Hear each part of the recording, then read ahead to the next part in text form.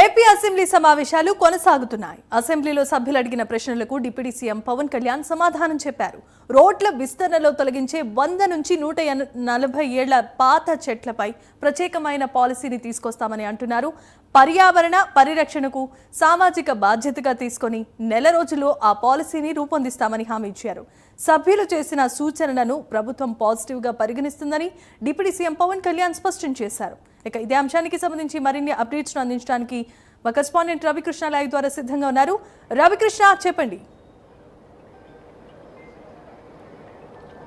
అంటే జమీమా ఏదైతే అసెంబ్లీ సమావేశాలకు సంబంధించి ప్రధానంగా కూడా ఈరోజు డిప్యూటీ సీఎం పవన్ కళ్యాణ్ అయితే సభ్యులు అడిగినటువంటి ప్రశ్నలు ఏదైతే ఉంటాయో ఆ ప్రశ్నలకి సమాధానాలు ఇవ్వడం జరిగింది.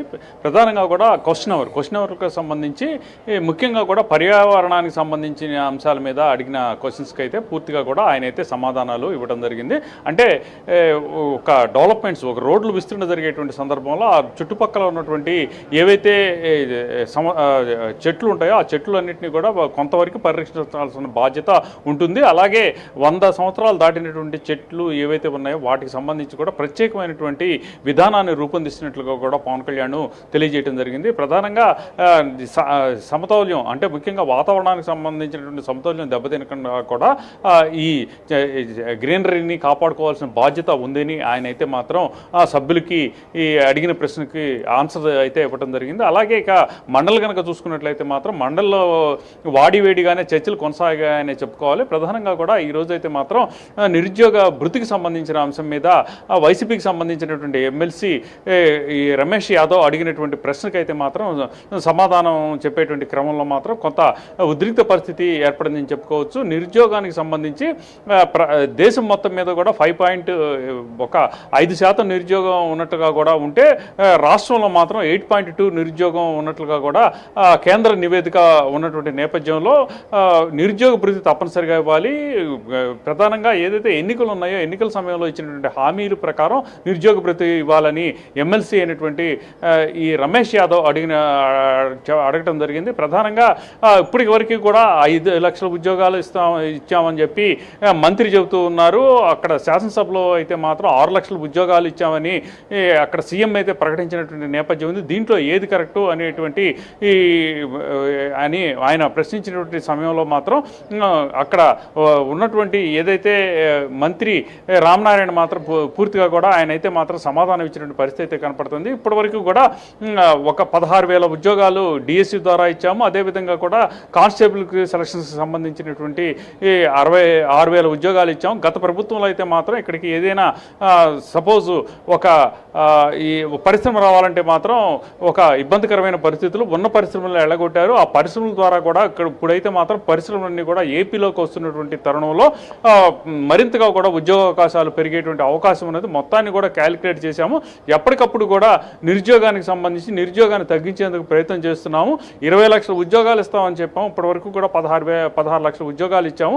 20 లక్షల ఉద్యోగాలు ఇవ్వలేనటువంటి సందర్భంలో ఖచ్చితంగా కూడా ఏదైతే నిరుద్యోగ భృతి ఉందో ఆ నిరుద్యోగ భృతి ఇస్తామని ఆయన ఆన్సర్ చేయటం జరిగింది. అలాగే ఇక స్త్రీశక్తికి సంబంధించి స్త్రీశక్తి ఏదైతే ఆర్టీసీ బస్సులో స్త్రీశక్తి పేరుతో మహిళలకు ఉచిత ప్రయాణాన్ని కల్పించారో ఆ ఉచిత ప్రయాణానికి సంబంధించినటువంటి ప్రశ్న అడిగినటువంటి సందర్భంలో కావలి గ్రీష్మ ఎవరైతే ఉన్నారో వైసీపీకి టీడీపీకి సంబంధించినటువంటి ఈ ఎమ్మెల్యే ఆమె అయితే మాత్రం పూర్తిగా కూడా దానికి సంబంధించి వివరణ ఇచ్చినటువంటి పరిస్థితి. గతంలో అయితే గత నాయకుడైతే మాత్రం తన తల్లికి చెల్లికి కూడా న్యాయం చేయలేకపోయాడు. కానీ మా ప్రభుత్వంలో మాత్రం ప్రతి ఆడపడుచుకు కూడా న్యాయం చేస్తున్నాము అని చెప్పినటువంటి సందర్భంలో అక్కడే ఉన్నటువంటి అరుణ్ కుమార్ అయితే మాత్రం ఎమ్మెల్సీ అరుణ్ కుమార్ అయితే మాత్రం తీవ్ర ఆగ్రహాన్ని వ్యక్తం చేయడం జరిగింది. ఇది రికార్డులోంచి తొలగించాలి. దీంట్లో హౌస్లో లేనటువంటి వ్యక్తికి సంబంధించి అతని మీద పర్సనల్గా కూడా అటాక్ చేయడం కరెక్ట్ కాదు అని చెప్పినటువంటి తరుణంలో దాన్ని పరిశీలించి ఆ తర్వాత అవసరమైతే తొలగిస్తామని కూడా చెప్పినటువంటి చెప్పినటువంటి పరిస్థితి, చైర్మన్ అయితే చెప్పినటువంటి పరిస్థితి అయితే కనపడింది. ఇంకా అలాగే కూడా వ్యవసాయానికి సంబంధించి, వ్యవసాయ సబ్సిడీకి సంబంధించి, ఈ ఇన్పుట్ సబ్సిడీకి సంబంధించిన అంశాన్ని కూడా లేవనెత్తడం జరిగింది. ఎవరైతే దానికి సంబంధించి అనుబంధ ప్రశ్నగా అడిగినటువంటి ఈ పరిస్థితుల్లో ప్రధానంగా వ్యవసాయానికి సంబంధించి మొన్న వచ్చినటువంటి తుఫాన్లో నష్టపోయినటువంటి రైతులు ఎవరైతే ఉన్నారో ఆ నష్టపోయిన రైతులకు ఇప్పటివరకు కూడా సరే వాళ్ళకి ఈ ఇన్సెంటివ్స్ని ప్రకటించలేదు, ఇన్పుట్ సబ్సిడీ ఇవ్వలేదు అని చెప్పినటువంటి సందర్భంలో అచ్చెన్నాయుడు మాత్రం పూర్తిగా క్లారిటీ అయితే ఇచ్చారు. 2014లోనే ఇన్పుట్ సబ్సిడీ కింద పంట నష్టపోతే 17,000 రూపాయలు ఎకరానికి ఇచ్చాము. కానీ 2019లో జగన్మోహన్ రెడ్డి గవర్నమెంట్ వచ్చిన తర్వాత దాన్ని 12,000కి తగ్గించారు. తర్వాత ఇప్పుడు తాము వచ్చిన తర్వాత మాత్రం ఏదైతే ఇక్కడ జరిగినటువంటి మొన్న వచ్చినటువంటి మోందా తుఫానికి సంబంధించిన దాంట్లో 300 కోట్ల రూపాయలు రైతులకి ఇవ్వడం జరిగింది. మేమైతే మాత్రం రైతుల పక్షానే ఉన్నాం. రైతులకి కావాల్సినటువంటి ఏదైతే ఇబ్బందులకరమైన పరిస్థితులు ఉన్న సందర్భంలో మాత్రం వాళ్ళకి ఇన్పుట్ సబ్సిడీ ఇచ్చేసి వాటిని అయితే మాత్రం వాళ్ళని అయితే ఆదుకుంటున్నామని చెప్పిన పరిస్థితి అయితే కనపడింది. ఈ విధంగా ఇక ఒక శాసనసభకి సంబంధించి, అదే శాసన మండలికి సంబంధించి ఈ దీనికి సంబంధించినటువంటి క్వశ్చన్ అవర్ ఏదైతే ఉందో క్వశ్చన్ అవర్లో మాత్రం వాళ్ళు అడిగినటువంటి క్వశ్చన్స్కి మాత్రం సమాధానాలు ఇచ్చే సందర్భంలో కొంత ఉద్రిక్త పరిస్థితులు ఏర్పడని చెప్పుకోవచ్చు.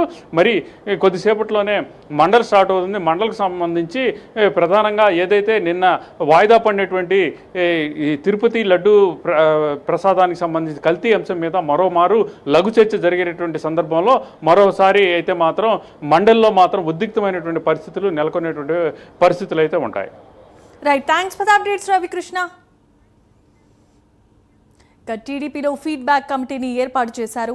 మాజీ ఎమ్మెల్సీ సత్యనారాయణ రాజు నేతృత్వంలో ఈ కమిటీని ఏర్పాటు చేసినట్లుగా తెలుస్తోంది. ఈ కమిటీలో త్వరలో మరో 2 పేర్లు కూడా చేర్చబోతున్నారు. కార్యకర్తల నుంచి వారి అభిప్రాయాలను నేరుగా సేకరించి పార్టీ అధిష్టానం దృష్టికి తీసుకెళ్లబోతోంది.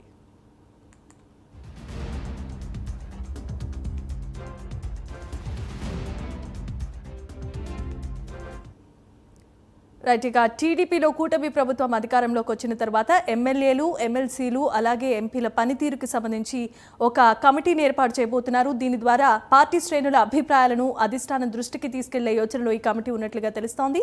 ఇదే అంశానికి సంబంధించి మరిన్ని అప్డేట్స్ అందించడానికి మా కరెస్పాండెంట్ శ్రీహరి లైవ్ ద్వారా సిద్ధంగా ఉన్నారు. శ్రీహరి, చెప్పండి, ఈ ఫీడ్బ్యాక్ కమిటీకి సంబంధించి ఇప్పుడు సర్వత్రా ఆసక్తి నెలకొంది. పార్టీ శ్రేణుల అభిప్రాయాలు అలాగే వారు చేస్తున్న పనికి సంబంధించిన ప్రోగ్రెస్ కార్డ్ అని అనుకోవచ్చు. దీని దిశగా ఏర్పాట్లు చేయబోతోంది. ఏంటి అప్డేట్స్? రైట్ జమీమా, ఏదైతే కూటమి పార్టీ తెలుగుదేశం ఏదైతే ఉందో పార్టీ ప్రధానంగా చూసుకున్నట్లయితే త్రిసభ్య కమిటీని అయితే ఏర్పాటు చేసింది. దీంట్లో ప్రధానంగా చూసుకున్నట్లయితే ఎమ్మెల్యేలు, అదేవిధంగా మంత్రులు, ఎమ్మెల్సీలు, దీంతోపాటు మండల స్థాయి నాయకత్వం పనితీరు ఎలా ఉంది, వీరు కార్యకర్తలను ఎలా రిసీవ్ చేసుకుంటున్నారు, కార్యకర్తల మనోభావాలు ఎలా ఉన్నాయి అనే దానిపైన ఒక కమిటీ వేసింది. అయితే ఆ కమిటీ నివేదిక ఏదైతే ఉందో ఈ నివేదికను కూడా డైరెక్ట్గా సీఎం చంద్రబాబుకి, అదేవిధంగా మంత్రి నారా లోకేష్కి ఈ కమిటీ ఏదైతే రిపోర్ట్ ఉందో ఆ రిపోర్ట్ను కూడా పార్టీ అధిష్టానానికి చేరవేసేలాగా పార్టీ అధ్యక్షుడితో పాటు అధినాయకుడు సీఎం చంద్రబాబుకు కూడా ఈ రిపోర్ట్ను అయితే అందించనున్నారు. అయితే దీంట్లో ప్రధానంగా ఇప్పటి వరకు 2 ఏళ్ల పాలనలో ఏదైతే ఉందో క్షేత్రస్థాయిలో ఎమ్మెల్యేలు కానీ, మంత్రులు కానీ, ఎంపీలు కానీ, అదేవిధంగా ఎమ్మెల్సీలు కానీ క్యాడర్ను మరింత బలోపేతం చేస్తున్నారా లేదా, ఇప్పటి వరకు కార్యకర్తలని అసలు పట్టించుకున్నారా లేదా, కార్యకర్తల మనోభావాలు ఎలా ఉన్నాయి, ఏ అంశాల పట్ల కార్యకర్తలు కొంత విసుగు చెందుతున్నారు అనే దానిపైన అయితే ఆ రిపోర్ట్ అంతా కూడా సేకరించి ఈ కమిటీ ఏదైతే ఉందో ఈ త్రిసభ్య కమిటీ ఇప్పటికే సత్యనారాయణ రాజు, మాజీ ఎమ్మెల్సీ సత్యనారాయణ రాజుని నియమించింది అధిష్టానం. దీంతోపాటు మరో 2 కూడా పేర్లను కూడా ప్రకటించబోతోంది త్వరలో. అయితే క్షేత్రస్థాయిలో జరుగుతున్న ఏదైతే ఉందో క్యాడర్ను మరింత బలోపేతం చేయాలి, రానున్న స్థానిక సంస్థలు ఏవైతే ఉన్నాయో ఎన్నికలన్నిటినీ కూడా మరింత బలోపేతం చేసి వాటన్నిటినీ కూడా కైవసం చేసుకునే దిశగా ఒక ప్రణాళికతో పార్టీ అయితే ఒక ముందడుగు వేస్తుంది. అయితే ఈ నేపథ్యంలోనే దానికి సంబంధించిన గ్రౌండ్ వర్క్ అన్నిటినీ కూడా స్టార్ట్ చేసింది. ఈ నేపథ్యంలోనే ఈ కమిటీని అయితే ఏర్పాటు చేసి ఈ కమిటీ ద్వారా క్షేత్రస్థాయిలో కార్యకర్తల మనోభావాలతో పాటు ఇప్పుడు వరకు జరిగిన అంశాలన్నిటినీ పట్ల కూడా ఎలా చేస్తే బాగుండేది అనే దానిపైన కూడా కొంత అవగాహనను ఏదైతే కార్యకర్తల నుంచి తీసుకునే ఫీడ్బ్యాక్ అంతా కూడా ఈ కమిటీ అయితే సేకరిస్తుంది. పార్టీని మరింత బలోపేతం చేస్తూ ముందుకు తీసుకువెళ్లాలనే లక్ష్యంతో ఈ ఈ కమిటీని అయితే ఏర్పాటు చేసింది. దీన్ని మరింత బలోపేతం చేయాలని చెప్పని చూస్తుంది. అయితే ఈ నేపథ్యంలోనే కార్యకర్తలకి ఇప్పటి వరకు నామినేటెడ్ పదవులు ఏవైతే ఉన్నాయో ఈ నామినేటెడ్ పదవులు అందిన వారు ఎలా ఉన్నారు, అందని వారి పరిస్థితి ఏంటి, దీంతోపాటు కార్యకర్తలు మొదటి నుంచి కూడా పార్టీకి పనిచేసిన కార్యకర్తలు ఎవరైతే ఉన్నారో వారందరికీ కూడా స్థానిక ఎమ్మెల్యేలు కానీ, మంత్రులు కానీ, ఎమ్మెల్సీలు కానీ, ఎంపీలు కానీ వీళ్ళందరూ సహకరిస్తున్నారా లేదా, అసలు వారి పనితీరు ఎలా ఉంది అనే దానిపైన పార్టీని స్ట్రెంథన్ చేసుకునే దిశలో ఈ కమిటీ కూడా పనిచేయబోతుంది. ఇక నుంచి పార్టీని మరింత బలోపేతం చేస్తూ రానున్న ఎన్నికల్ని మరింత టఫ్ సిచ్యువేషన్ లాంటివి ఎదురు అవ్వకుండా మరింత ఈజీగా కైవసం చేసుకునే దిశగా అయితే ఈ ప్రణాళికని రూపొందించబోతుంది అధిష్టానం. Jemimah. Right, thanks for the update Srihari.